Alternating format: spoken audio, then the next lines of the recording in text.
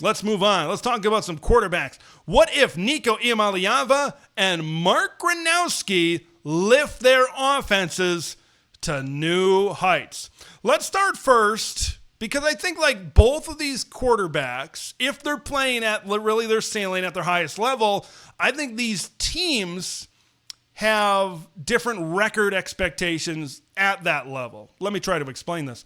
Let's start first with Nico Iamaleava over there at UCLA. If Nico's going to have a lot of attention. It was very high profile, the way he left Tennessee and the way he landed at UCLA. There is going to be a lot of attention on him early on in the season, okay?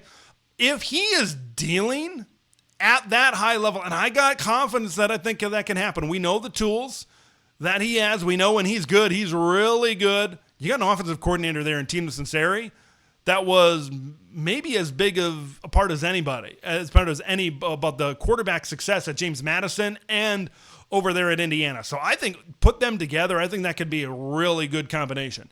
But if Nico is playing at that level, I think UCLA is really garnering a lot of attention early because you got Utah to kick off the season. UNLV, New Mexico, Northwestern. You could be very well sitting 4-0 with the Penn State Nittany Lions coming into the Rose Bowl. I think that'd be early October. Let's say you drop that game and you're sitting there at 4-1. Who are your next two games against? The Michigan State Spartans and the Maryland Terrapins. If Nico Iamaleava is having this UCLA offense playing at that high level, it would not surprise me to see UCLA be the surprise of the first half of the season and be sitting there at 6-1. Because if they're not, if Nico can't get it together in the passing game, they don't really have a significant threat. The passing offense, I think, is what is maybe going to make or break Bruin football. They lose some good players on defense, and a defense that was decent. That was decent last year, but it wasn't like outstanding. I know Carson Schlesinger was really good. I know they had some good players, but I think overall as a unit, maybe it wasn't as consistent as UCLA really wanted it to, and now they're trying to bring in a lot of transfers to kind of backfill some of those roles. So they need this passing offense to be able to operate on that type of level. So if Nico and this offense is running and gunning early in the season, they are going to be the talk of college football. There's going to be a lot more attention. I think that Penn State game is going to be pretty big. But here's the thing. The back half of the schedule is difficult. It's very difficult for UCLA. I view them, even if Nico is spinning it, I think they're like between a 6 to an 8 win team personally.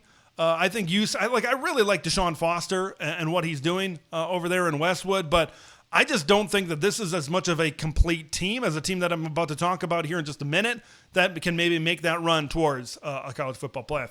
Let's start with Mark Gronowski. If Mark Gronowski, the transfer from South Dakota State, he's going to be the new quarterback over there at Iowa.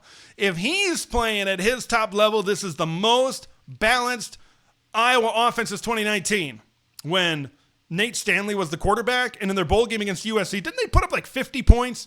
They put up half 100. It's hard to believe, even though Iowa put up some big numbers last season in a few games, but it's kind of hard to believe that Iowa had that type of offense within recent memory, before last season anyway, when they had those types of really good performances. But if Mark Gronowski at Iowa is playing at that type of level, it makes Iowa even more difficult to beat.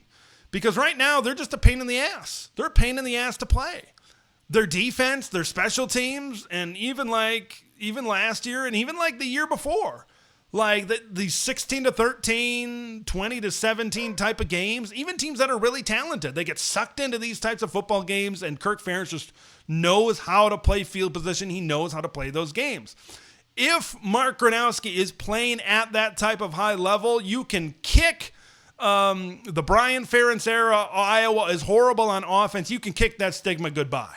Because I think if that happens and we really see what Iowa can do when they have a competent quarterback, I think we need to start talking about Tim Lester being one of the best assistant coach coordinator hires in recent memory.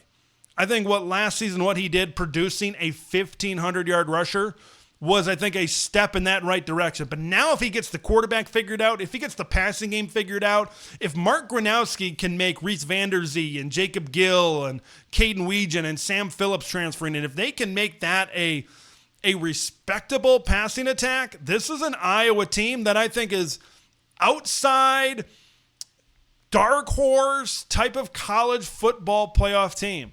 I truly believe that. Now, their schedule maybe isn't the easiest in the world. I think they've got a lot of games coming. They got a lot of teams coming into Kinnick. I think they got to go. They got to go to Iowa State. I think they got to go to Nebraska. I think those are at USC. I think are maybe some of their tougher road games this season. But what's crazy about last year with Iowa? Despite Caleb Johnson running for 1,500 yards, you had Kamari Moulton and Jazz Patterson combined for nearly 800 yards. So you're going to have balance, and you return some really good players up front on the offensive line. I think I'm starting to gain a lot more optimism for Iowa. If Mark's playing at that level, man, I think Iowa can accomplish some great things next season. We know that defense. As long as Phil Parker's that coordinator, we know that defense is certainly going to be doing some good things in Iowa City, Iowa.